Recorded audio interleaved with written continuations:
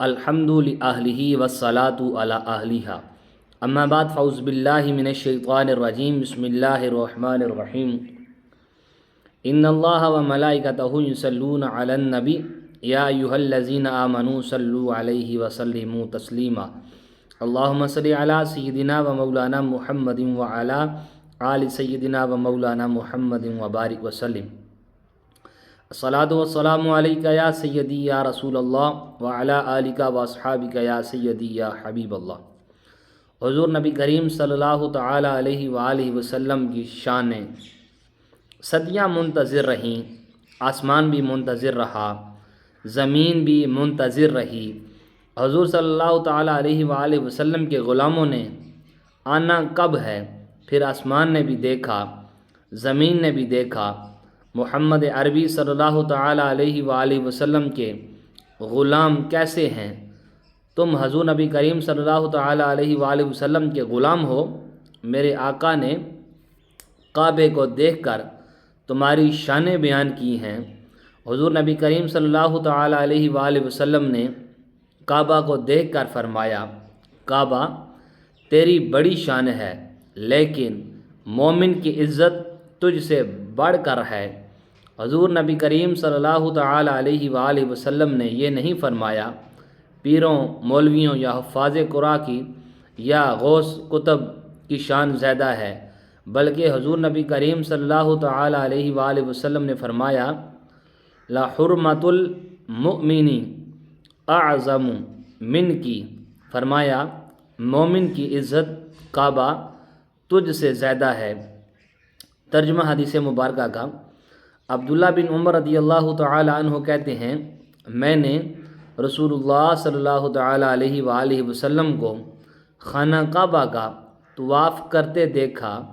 آپ صلی اللہ تعالی علیہ وآلہ وسلم یہ فرما رہے تھے، تو کتنا عمدہ ہے، تیری خوشبو کتنی اچھی ہے، تو کتنے بڑے رتبے والا ہے، اور تیری حرمت کتنی عظیم ہے، لیکن قسم ہے اس ذات کی جس کے ہاتھ میں محمد صلی اللہ تعالی علیہ وآلہ وسلم کی جان ہے، مومن کی حرمت یعنی مومن کے جان و مال کی حرمت اللہ تعالیٰ کے نزدیک تجھ سے بھی زیادہ ہے، اس لیے ہمیں مومن کے ساتھ حسن ظن ہی رکھنا چاہیے۔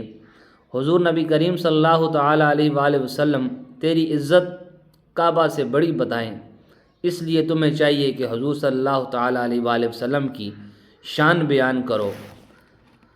حضور نبی کریم صلی اللہ تعالی علیہ وآلہ وسلم آگے، سورج نصف و نہار پر آ گیا، اب موم بتی بھی بجھ گئی، اس کی ضرورت نہیں، کرن و بدلی رسولوں کی ہوتی رہی، چاند بدلی سے نکلا ہمارا نبی، خلق سے اولیاء، اولیاء سے رسول، اور رسولوں سے اعلیٰ ہمارا نبی، جن کے طلبوں کا دون ہے آب حیات، ہے وہ جان مسیحا ہمارا نبی، کون دیتا ہے دینے کو منہ چاہیے، دینے والا ہے سچا ہمارا نبی، خلق سے اولیاء، اولیاء سے رسول، اور رسولوں سے اعلیٰ ہمارا نبی، انبیاء سے کروں عرض کیوں مال کو، کیا نبی ہے تمہارا ہمارا نبی۔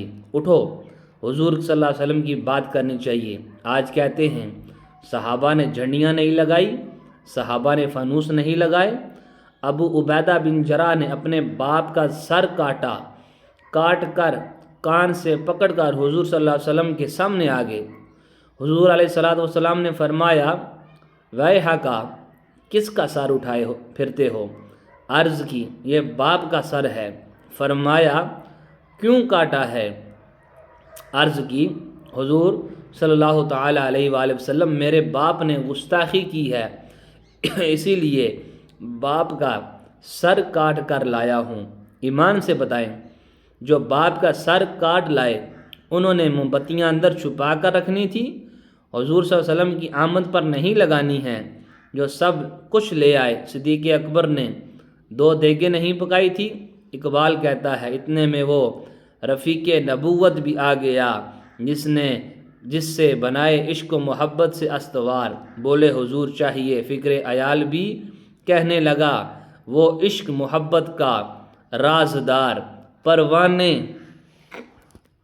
کو چراغ ہے بلبل کو پھول بس، صدیق کے لیے خدا کا رسول بس۔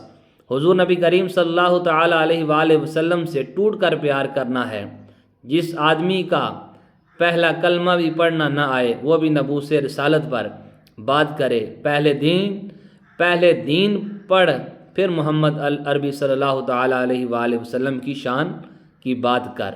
قدر نبیدہ اے کی جانن دنیا دار کمینے، قدر نبیدہ جانن والے سوگے وچ مدینے، قدر نبیدہ اللہ جانے یا جانے اصحابی، قدر پانیدہ مچھلی جانے یا جانے مرغابی، قدر پھلاندہ بلبل جانے صاف دماغاں والی، قدر پھلاندہ گد کی جانے مردے کھاون والی۔